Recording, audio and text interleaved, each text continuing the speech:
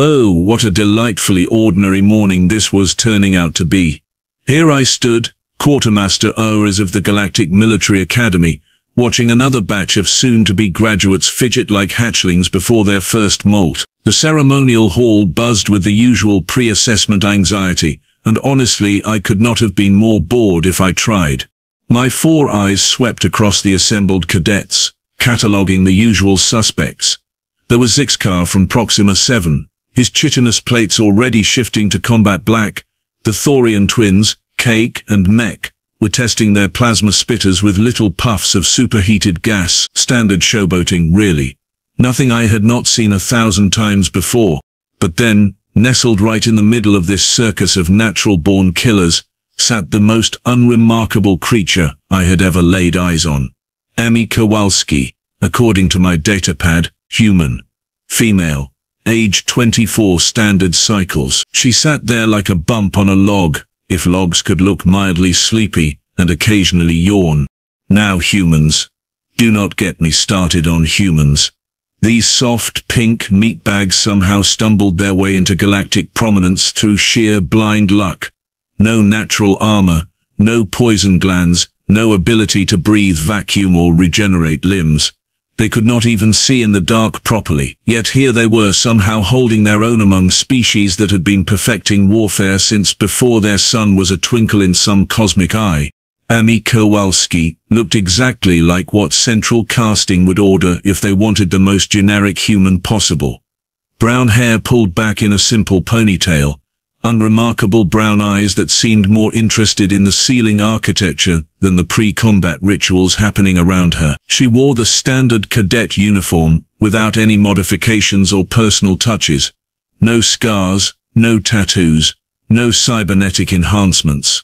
Nothing that screamed warrior or tactician or anything remotely impressive. But here is where things got interesting, and by interesting, I mean confusing enough to give me a migraine across all 4 of my brain lobes. Standing right beside her, casual as you please, was Brandon Torres, the apex warrior, the legend, the walking nightmare that had single-handedly turned 3 separate alien invasions into what historians would politely call strategic withdrawals, and what everyone else called running away screaming. This was the being who had once held off an entire Craxan battle fleet with nothing but a damaged cruiser and what witnesses described as an alarming amount of creative profanity. The same Brandon Torres who had turned the siege of Altair Prime into a masterclass on urban warfare, teaching an entire generation of military strategists that sometimes the best defense is making your enemy question their life choices. And there he stood, arms crossed, eyes constantly scanning the room like he was on guard duty. Like he was protecting little Miss Ordinary Amy Kowalski from what? Exactly. Paper cuts? Excessive boredom? The other species were having a field day with this arrangement. Naturally. Look at the soft skin, chittered Vexka, a mantoid from the outer spiral, needs her pet warrior to hold her hand. Humans, scoffed Gromex, flexing his 4 massive arms for emphasis. They get lucky once or twice in space combat and suddenly think they belong with real soldiers. I heard they won the Battle of Kepler Station, because their navigation computer malfunctioned, and they accidentally rammed the enemy flagship, wheezed Quiltar through his breathing apparatus. Pure accident. But they took credit for tactical genius. I had to admit, the comments were not entirely unfair. Human military victories did have a suspicious pattern of seeming like happy accidents. The Battle of Wolf Thrifteventine, where their fleet got lost in a nebula and somehow ended up behind enemy lines at the perfect moment. The Titan incident, where a human janitor apparently saved an entire space station by hitting the right button while trying to fix a coffee machine. Luck. It had to be luck. What other explanation could there be? Commander Tom Malley, our Centurion drill instructor, stepped forward with his usual theatrical flair. His beak clicked once, twice, 3 times, the ceremonial call for attention that had opened graduation assessments for over 2 centuries. Cadets, his voice boomed across the hall, carrying that particular tone that made even the most confident warrior suddenly remember they were still students. Today marks your final assessment. Combat effectiveness, tactical thinking, adaptation under pressure. You will face the Crucible. Ah yes, the Crucible, our pride and joy. A combat simulation so advanced, so brutally comprehensive, that it had reduced seasoned veterans to whimpering puddles of regret. The cadets around Amy began displaying their natural weapons and abilities with renewed vigor, hoping to psych out the competition. Amy Kowalski yawned and checked what appeared to be a primitive timekeeping device strapped to her wrist. Brandon Torres smiled. Judge Quintara, our senior combat evaluator, was practically vibrating with excitement as she pulled out her betting tablet. Her reptilian features twisted into what passed for a grin among her species, revealing rows of needle-sharp teeth that could punch through titanium plating. Gentlemen, ladies, and assorted beings, she announced to the cluster of instructors, I am opening the book on elimination times.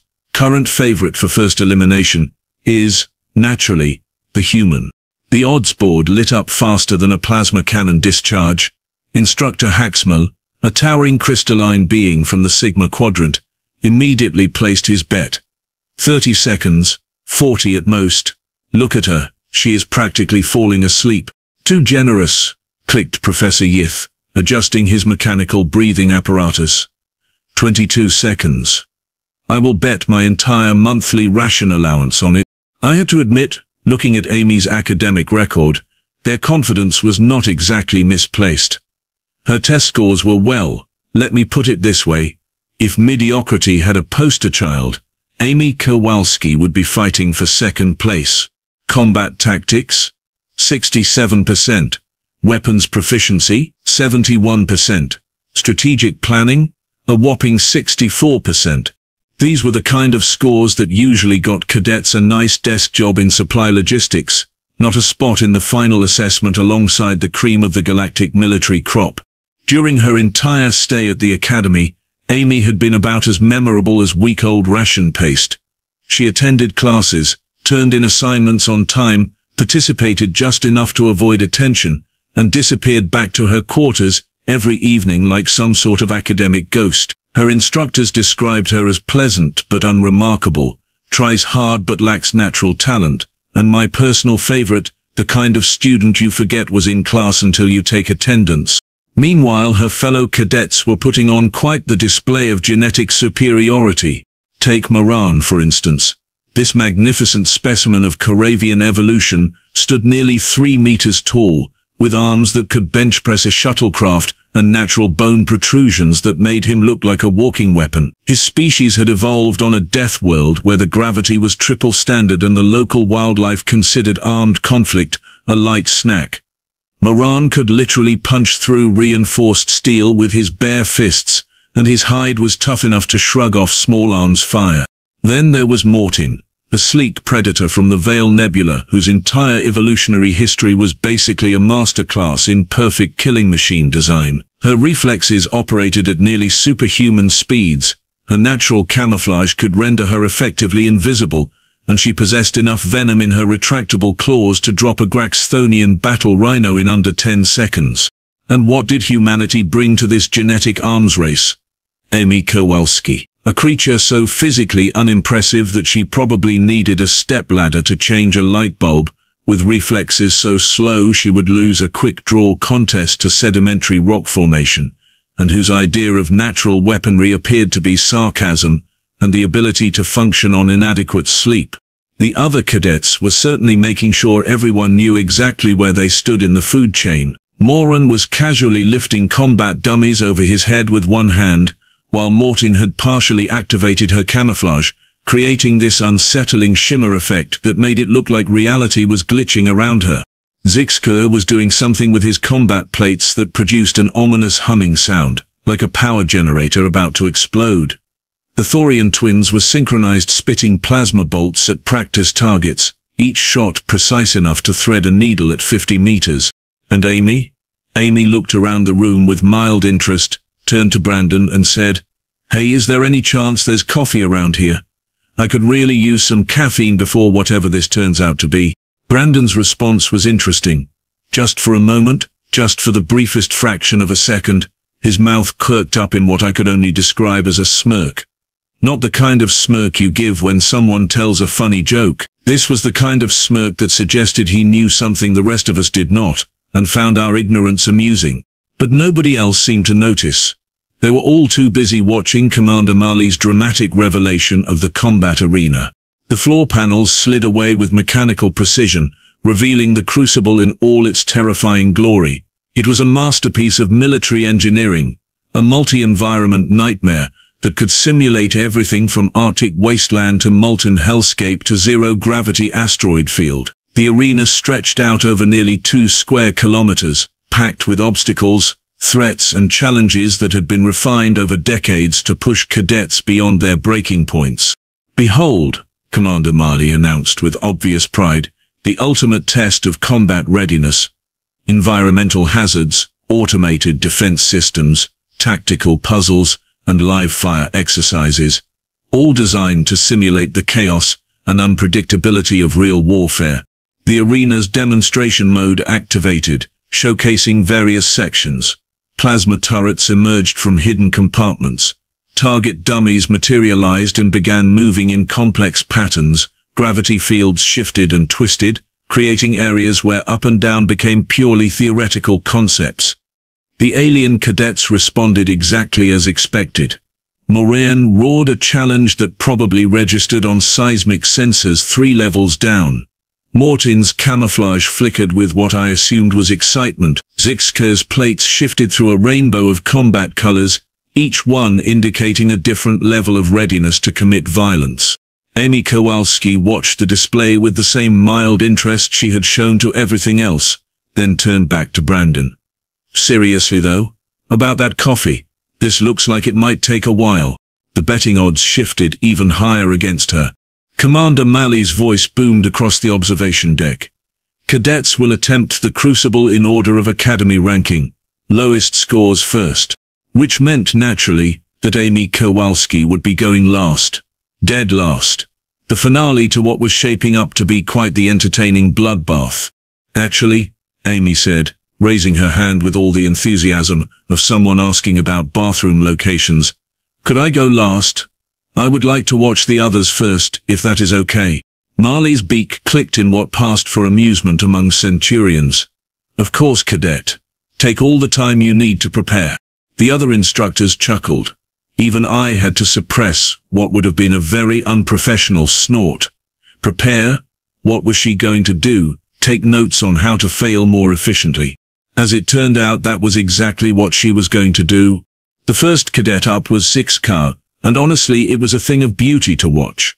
His chitinous plates shifted through their full combat spectrum as he launched himself into the arena with the kind of berserker fury that his species was famous for. Plasma turrets? He tanked the shots and kept moving. Gravity wells. His exoskeleton locked into magnetic anchor mode, letting him crawl across surfaces that should have been impossible to navigate. The environmental hazards threw everything they had at him.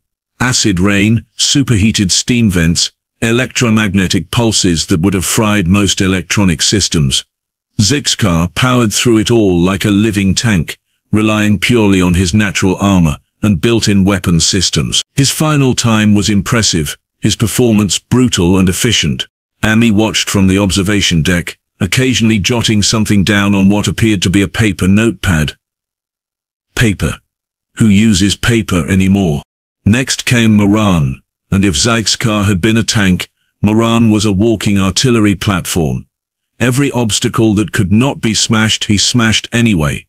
Walls that were meant to be climbed over, punched through. Locked doors that required puzzle solving, ripped off their hinges. The arena's AI kept trying to present him with tactical challenges that required finesse, and Moran kept responding with applications of overwhelming force that made finesse irrelevant.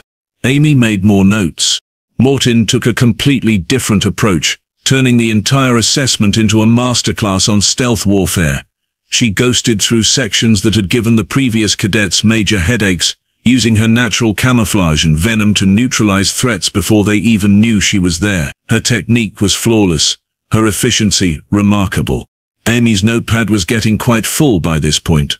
The pattern continued through the remaining alien cadets. Each one showcased their species' particular evolutionary advantages. brute force, natural weapons, advanced technology, enhanced senses, environmental resistance. The instructors nodded approvingly at each display of genetic superiority. Finally, inevitably, it was Amy's turn. She stood up, stretched like she was getting ready for a casual jog, and walked down to the arena entrance. Commander Marley was practically vibrating with anticipation to watch this train wreck in slow motion. "Standard difficulty setting, Cadet?" he asked, his tone suggesting he was being generous by not making it easier. Amy paused, looked up at the observation deck, where all the instructors were leaning forward to get the best view of her inevitable failure, and said something that made me wonder if humans had a natural death wish built into their psychology. "Actually, could you set it to nightmare mode? I want to see what this thing can really do." The silence that followed was so complete I could hear my own heartbeat in 4 different rhythms. Judge Quintara actually dropped her betting tablet. "Nightmare mode." Commander Marley's voice climbed about 3 octaves.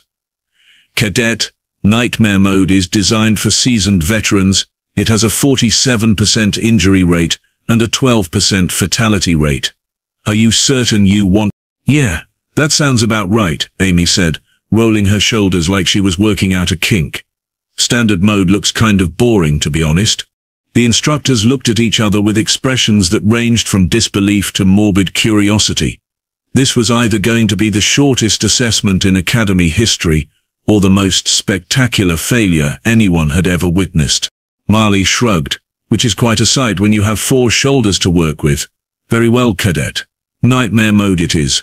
Do not say we did not warn you." The arena's systems engaged with a sound like reality tearing at the seams.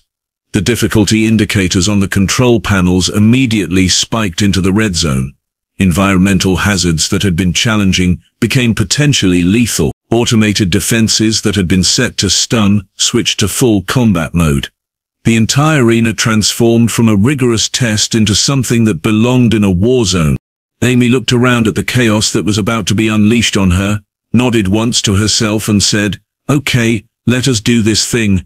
What happened next made me question everything I thought I knew about humans, evolution and the fundamental nature of warfare itself. Amy did not charge in like Zix's car. She did not smash through obstacles like Murren.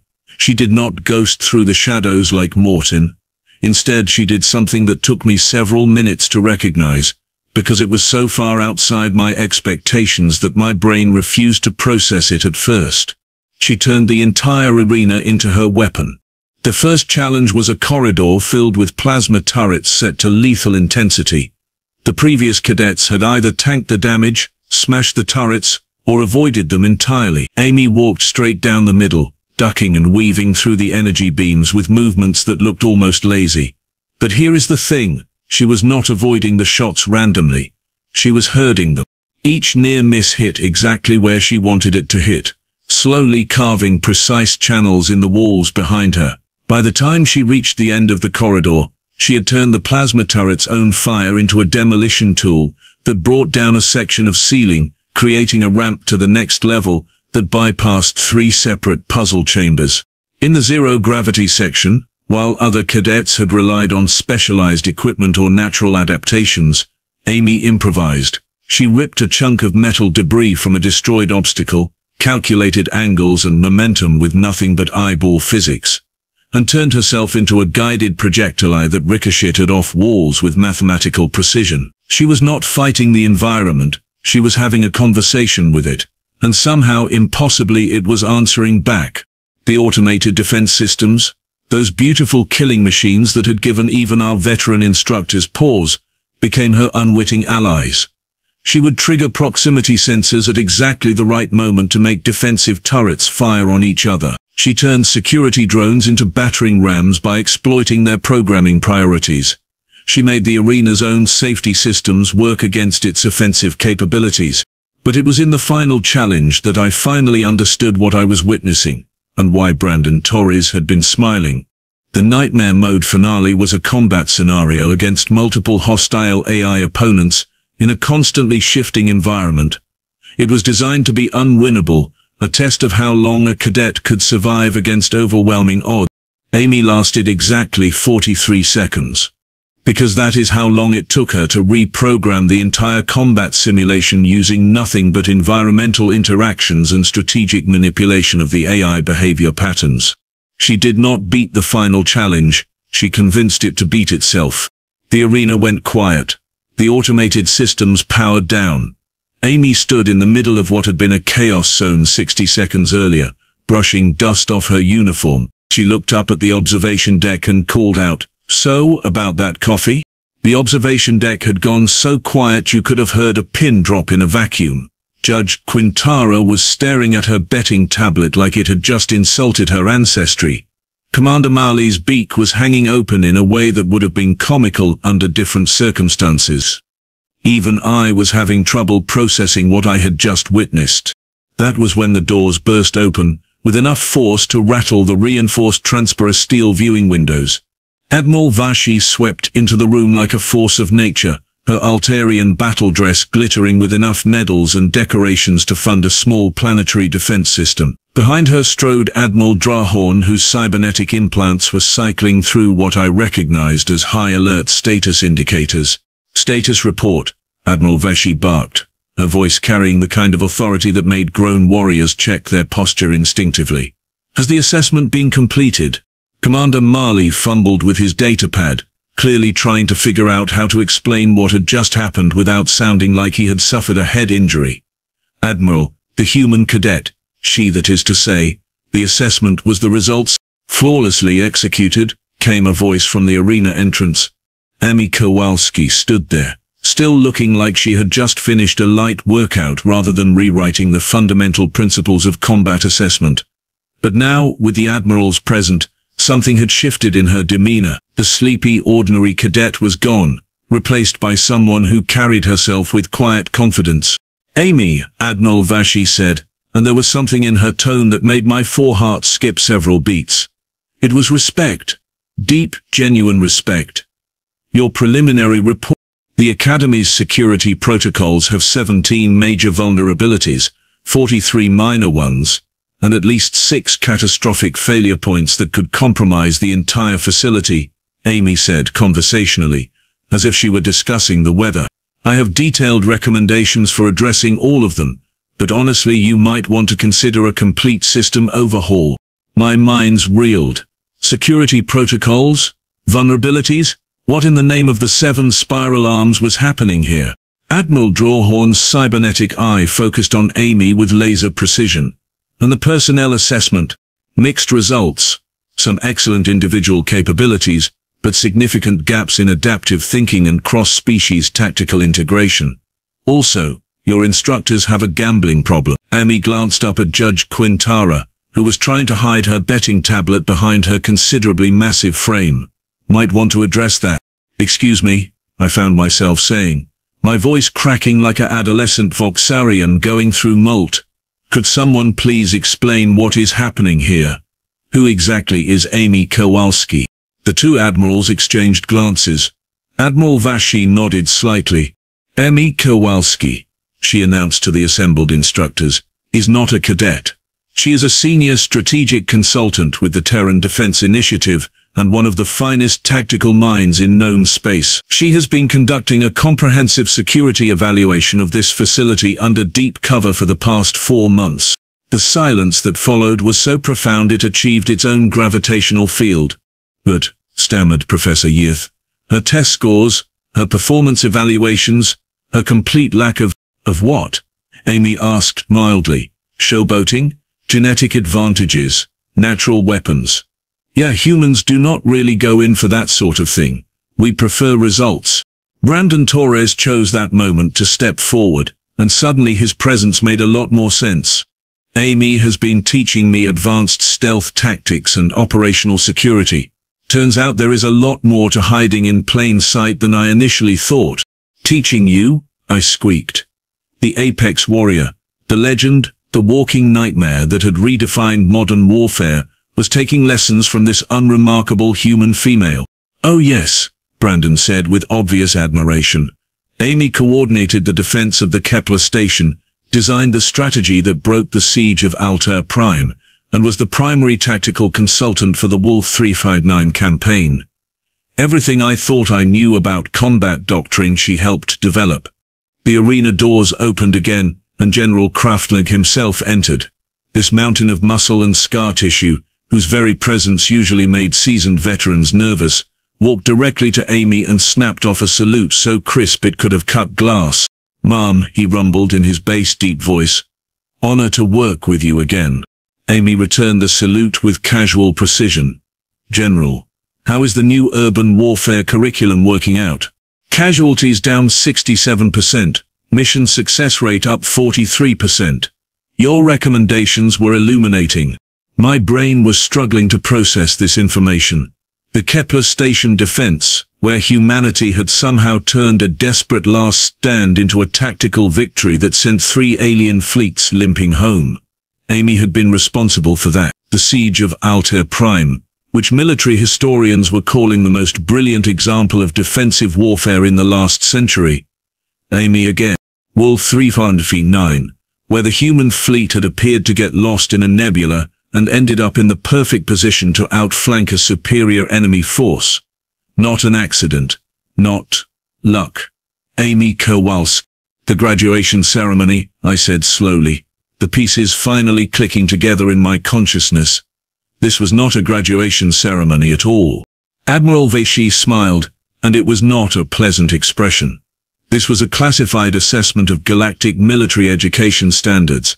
Every species represented here has been evaluated, not just on combat effectiveness, but on tactical thinking, adaptability and institutional security. "And how did we do?" asked Commander Marley, though his tone suggested he was not sure he wanted to hear the answer. Amy pulled out that primitive paper notepad and flipped through several pages. "Well, the good news is that everyone here is physically impressive and individually competent. The bad news is that your entire educational philosophy is based on the assumption that superior genetics equals superior military capability." She looked around the room, meeting the eyes of every instructor present. "That assumption," she said quietly, "is going to get a lot of people killed someday. Humans learned a long time ago that the deadliest opponent is not the one with the biggest claws or the strongest armor. It is the one who thinks 3 steps ahead while you are still trying to figure out step 1. The cadets who had been so confident just moments before were now looking at Amy like she had suddenly sprouted additional heads. Moran, who had been flexing his impressive musculature earlier, was staring at his own hands as if wondering what good all that brute strength really was. Morton's camouflage was flickering erratically, a sure sign of emotional distress among her species. "Wait," Zeke's car managed to click out through his vocal apparatus. "You mean the entire time, while we were showing off, you were taking notes on your tactical blind spots?" "Yes," Amy said cheerfully. "For instance, Zeike, your berserker charge approach works great until someone realizes they can just redirect your momentum. Morin, your strength is impressive, but you consistently choose the most direct path even when it is not the most efficient one. And Morting, your stealth capabilities are excellent, but you rely too heavily on them when a frontal approach would actually be more effective." She flipped through her notepad casually. "Oh, and by the way, this was just a warm-up exercise. I was operating under strict non-interference protocols. If this had been a real security assessment, well," she shrugged, "let us just say I would have had access to significantly more resources." Judge Quintara made a sound like a deflating balloon. "More resources. Standard toolkit includes social engineering protocols, electronic warfare capabilities, and what we call adaptive infiltration techniques. Today I was limited to passive observation and environmental interaction only." Amy's smile was almost apologetic. "Think of it as the difference between playing chess with half your pieces versus playing with a full board." I felt something that I had not experienced since my larval stage, genuine intellectual humility. Here I had been, smugly cataloguing human weaknesses and dismissing their successes as luck, while one of their strategic specialists had been quietly dissecting every aspect of our most prestigious military institution like a scientist examining a particularly interesting bacterial sample. Admiral Vashi cleared her throat. "Amy, if you would be so kind as to brief the assembled staff on your findings." Of course. Though I should mention up front that my consulting rates have gone up since the Centauri incident. Amy's expression was perfectly serious, but there was something in her eyes that suggested she was enjoying this far more than she was letting on. Standard comprehensive security overhaul, including personnel retraining and tactical doctrine revision, runs about 2 million credits plus expenses. Commander Marley made a choking sound. 2 million credits? That is the friends and family rate, Amy said helpfully. Normal rate would be closer to 5 million. But I like you guys, and Brandon has been telling me such nice things about the Academy's coffee.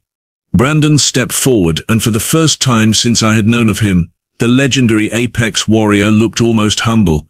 I want everyone here to understand something.